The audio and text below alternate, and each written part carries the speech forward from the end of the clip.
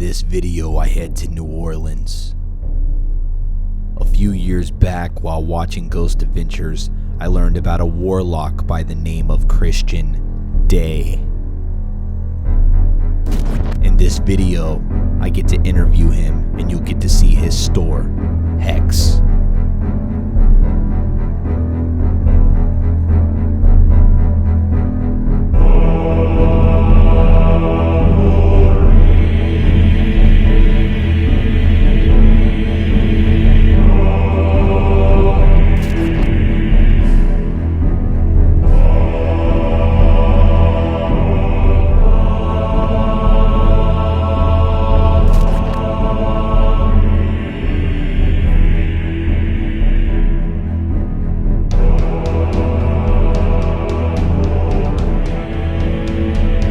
Ladies and gentlemen, Jody Dean, Mr. Hunting the Dead here. Welcome to another video. Today I have a special guest with me, fellow warlock, Christian Day. Christian, how are you, my friend? Pretty great, thank you, Jody, and thanks for reaching out. Welcome to Hex. Absolutely, yes. I thank you so much for allowing me to do this while I'm here in New Orleans. I appreciate it. I've been wanting to interview you for a while. Now, I know we don't have a lot of time today, but I want to ask you a few things. But let's start off with, tell the people a little bit about who Christian Day is. Well, my name is Christian Day, and I was born on Christmas Day in 1969. So, I've got a bit of flack over the years from witches and Christians alike for choosing the name Christian Day, but it was actually the name I was born with. And when I was 15, I had an aunt that read tarot cards, and she said I was too young to learn, so when I was 17 I bought a deck. And it just led from there. Salem has a very thriving witchcraft scene, and I was living one town over in Beverly. And so I moved there when I was 20, and I took Witchcraft 1 and 2 with Salem's official witch, Lori Cabot. And it's just kind of stuck with me. I later became part of Sean Poirier's Raven Moon Coven, and he passed away in 2007. And in 2003, he and I had created Festival of the Dead. And that was this way to bring back Halloween in Salem, because it had kind of been forgotten and had been devolving into something shoddy. And from there it became, Hex in Salem, Omen in Salem, which are shops there, and Hex here in New Orleans. And so really my whole life is witchcraft and magic. And my life's work is helping people to change their own lives with magic, whether they want to be witches or not. So, I'm living the life of a warlock, of a witch, of a magical person. And that's kind of the core of me. That's, I was going to ask you next is, you were born and raised in Salem? Or you grew up in Salem? Beverly. Okay. Which is one town north. One town north, okay. I've always been part. Yeah, They sometimes think I flew in on a magic carpet or a broom. I've always been there. I first found out about Christian on an episode of Ghost Hunters. Immediately, I took to the internet to find out about this guy because he had such a dynamic presence, and what he did on that show was something I had never seen done before, and a lot of people have acknowledged that. So when I knew I was coming to New Orleans, I reached out to you. And I Facebook stalked him for a little while. Okay, don't fucking judge me, you fucks. I reached out to him today because I wanted to ask a few different things, but one, from being in Salem to coming to New Orleans, what has been the big difference for your magic and for your business? I'd first want to say that while there are differences between New Orleans and Salem, they're sister cities. Salem was the greatest maritime port of America in the 1700s. One might argue that emerging mercantile commerce may have had a bit to do with the witch trials. And then in the 1800s, New Orleans was America's greatest seaport. Both of them have associations with witchcraft and the occult. Both of them have associations with pirates. Salem is finally becoming a food destination, but I think it's a long way behind New Orleans, and of course New Orleans has the music. And whereas the magic of Salem was really created in the 1960s by Laurie Cabot, the city's official witch, she brought the occult. There really, wasn't a strong association. Perhaps one or two of the so-called witches of Salem dabbled in something or another, but I don't see them as witches in the strictest sense. So there really wasn't that magical tone to Salem until Laurie Cabot came, whereas I believe it was Aleister Crowley, the famed and nefarious magician, who once said, anybody who's anybody in the occult eventually ends up in New Orleans, because this city has centuries of magic behind it. It was very challenging to leave Salem because, I was the big fish in the small pond. And New Orleans doesn't really care about notoriety. You could be a famous celebrity and just look at you like anybody else because it's just a laid-back place.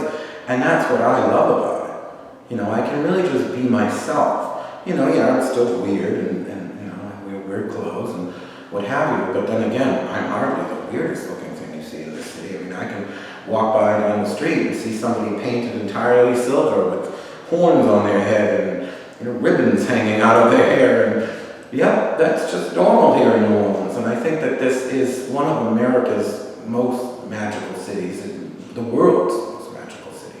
So he was just speaking about the food, and I can say, we just had lunch together. The weirdest thing, I'm coming over here to do this interview with him, and I say, I'm gonna grab a bite to eat real quick, because I'm a little early. He comes walking in, and I have to say, I fangirled a little bit, guys. I've been thinking about meeting Christian for a while, and I'll tell you for why. Because when I took to the internet to find out about this guy, I'm like, he's political.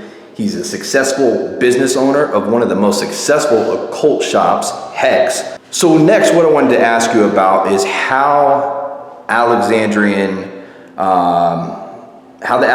path came to you. What is Alexandrian witchcraft to you, and what is the difference in that compared to some other crafts? I have become an initiate of the Alexandrian tradition, and I was secret for the longest time because I don't consider myself really a representative of that, because I'm not a high priest. I'm a first degree, and a lot of people will come into these traditions in the beginning and they don't really get what those traditions are about, and so then they go off and leave and become 10 million other things. With me, it was sort of in reverse. I've been a practicing witch for 30 years, and it was only in the last 2 where I said, well, I want that deepening aspect of initiation. When you think about some of the great world leaders in the times of the initiatory temples of the Lucis, they never scoffed at that.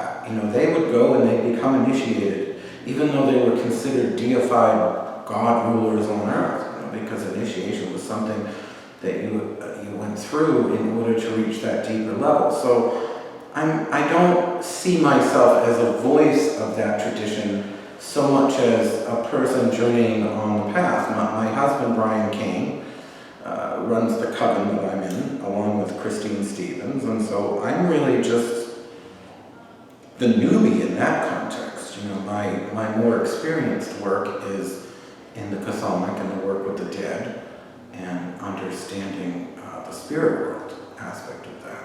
So my next question would be because it's how I found out about you in the first place, Ghost Adventures. How did you end up on Ghost Adventures? So a number of years back, my friend and author Jeff Belanger, who's written a number of paranormal books over the years, he is the talent scout for the show Ghost Adventures. And he called me up and said, we want to do this show. And I said, I've never heard of it. I don't really watch all that much TV, And so I had no idea what it was. I certainly didn't know it was the biggest show on the Travel Channel. I didn't know that it was this iconic behemoth of a show that it is. And they wanted me to go to the Lyceum restaurant, which is no longer there. It's now a wonderful seafood place called Turner's.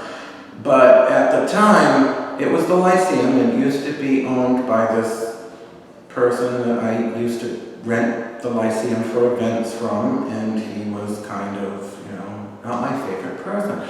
He would kind of come into the events drunk and drag people through, and it was just really kind of awful. And I said to Jeff, I said, I do not want to go to the Lyceum. I realize it is the most haunted building in the city. It used to be Bridget Bishop's apple orchard, and every TV show I've ever done there, something goes wrong with the equipment, something paranormal happens. They always get phenomena. So I don't know what I'm going to do, but I don't want to go there. And why don't we go to the witch house? It's owned by the city.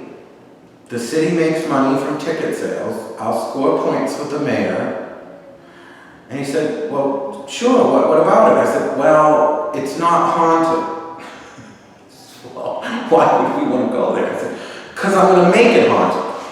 I'm going to do this necromantic ritual. We're going to conjure up spirits. I'm going to draw blood. I'm going to do things that are ancient techniques. I'm good at them, but I'm not exclusive to them. You can learn about them reading the Odyssey in high school. These are just old ways of conjuring spirit. So I get the call from the woman that runs the witch house for the city, and she says, Christian, the Park and Recreation Commission is really concerned that you're doing this necromantic ritual at the witch house. Can you do something else? I said, tell them I'll do a witch's blessing instead. I'll do a witch's blessing. Well, what's the difference? I said, absolutely nothing. I'm just changing the name. So we get there. I brought a friend with me who was a medium, and so between the two of us, I felt like this is enough juice. I love the male-female, part of my witchcraft tradition that I belong to is the polarity of male and female. So I had a woman with me, she's a medium, and at one point I was so paranoid because the boys from the show were already locked in the house. And I said, Kelly, I cannot be upstaged. I cannot. They are going to, because of course the show decided they were going to do both the Lyceum and the witch house. And they were doing the witch house first. So now I'm completely distraught. And I said, I'm going to be so shamed if nothing happens in this house. So I grabbed Kelly's hand, and the woman saw this from the witch house. I pointed in the direction down the street that led to the Lyceum. And I said, Bridget Bishop, if you ever cared for any of my offerings or working with me, please give them no show, give them no audience, give them nothing. Please, I beg you, beg you, beg you. Well, if you saw the show, some people saw me laughing on the show. They thought, well, he's not serious. No, it's because the little box, the equipment that they had, first it called out the name of the skull, Robert, but I use in a lot of my magic. I can't use it anymore here because they don't allow. Some girl tried to sell graveyard skulls on eBay, and so now the whole state of Louisiana, you can't own a skull.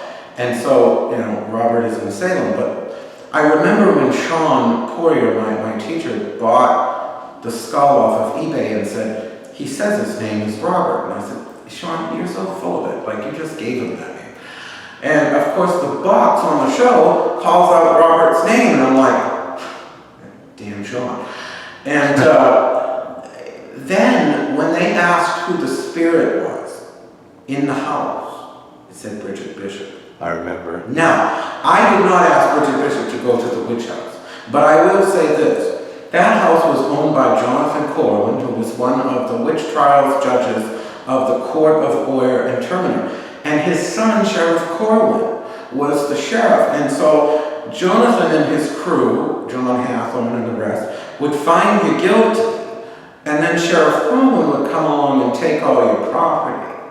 And so it was quite the racket they had going on. It was why Giles Corey was crushed under rocks, if you ever heard the story, because if he did not enter a plea, Sheriff Corwin could not take his property and his children would inherit it rightfully.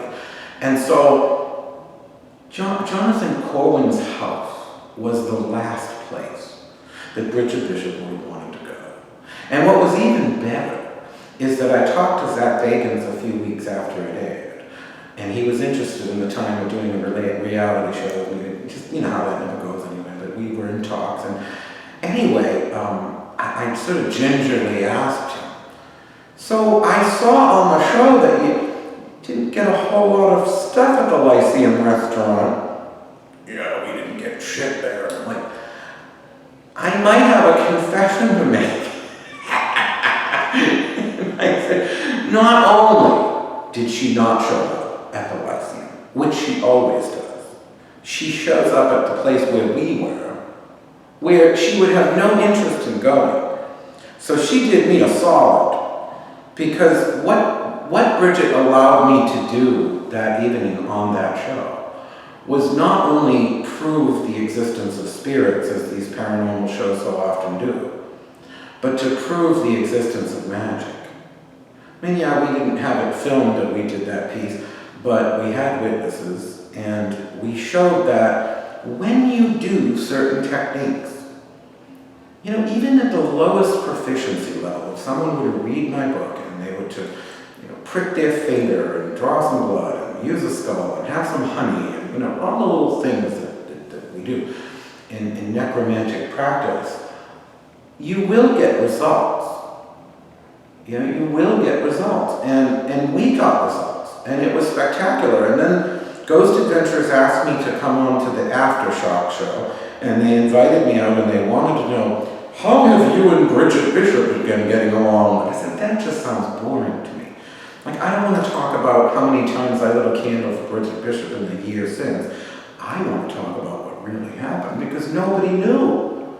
Zach knew, but no one, the viewers did not know that we had gone into that situation not only pulling the spirit away from their other location and basically making for a dead half hour, but to actually energize a house with haunting energy that wasn't haunted. Because now everybody and their mother wants to go investigate the hauntings of the witch house. I wasn't even the first person to do this. Sean was on a show called, I think it was Dead Famous from England. And literally he put a spell on a chair, and I'm not even making this up, because we both thought that that guy that ran it was kind of maybe a little, you know, as far as his credibility. And so, you know, Sean's like, this guy's kind of a fraud. So he said, well, let me do this. So he has one of his friends take the witch house tour, freak out over this chair, and then he does this necromantic ritual around the chair, but he didn't really do it. It was just off a show. So next thing you know, the guy that runs the show comes on and he's freaking out psychically over the chair, and I'm like, Sean, you literally manipulated this poor soul to freak out over this chair in the witch house. It was the Betty Davis episode of Dead Famous. And I'm just like, you just humiliated this poor guy, and nobody's ever going to know it, because that never made the backstory. But, you know, so that, we've had fun with the witch house more than once, but it's just not, I mean, it's no more haunted than any place else has spirit energy.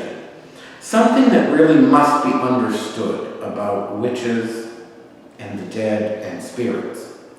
We game the system. I wrote about this in Witch's Book of the Dead, that, you know, yeah, it's great to have a witch on a paranormal investigation because we're more likely to get you energy, but on the other side of the coin, we can make sites that aren't even haunted be haunted, because they follow us in. Therefore, from a scientific investigation perspective, if you're trying to gain evidence on a specific location, you're not really getting accurate results if somebody followed the witch in, because you're going to get results you won't get when the witch isn't there. Which is exactly what a lot of people have asked me. They said, what's your favorite tool to bring? Is it the spirit box? Is it the EMF detector? No, it's my craft, because a little conjure fuel in a haunted location can make it even more haunted, or if it's not haunted, like he said, we can bring the spirits in, and I think that's what's amazing. Well, thank you so much for allowing me to film this today. Would you mind to just tell people real quick where your store locations are at and how they can follow you on social media?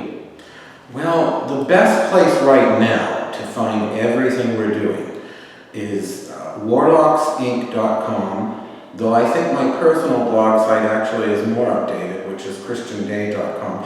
And when I say updated, because we have so many things going on. We have Hex at 246 Essex Street in Salem. We have Omen, which is a psychic parlor and witchcraft emporium. at 184 Essex Street in Salem. We have the Psychic Fair in October, all month in October at 176 Essex Street. We have the Witches' Ball, Friday, October 25th, at the Hawthorne Hotel in the Grand Ballroom. Here in New Orleans, we have Hex at 1219 Decatur Street, and we have the New Orleans Spirits and Spells Tour, which meets here at Hex as well. And of course, we have Hex Fest in August, which is our weekend of witchery, always the second weekend of August, and it starts with a riverboat ritual cruise. And so, there's all this stuff. Oh, and we started Warlock Press. And you can't forget psychicsforhire.com, because that's our psychic hotline where I pretend to be Miss Cleo.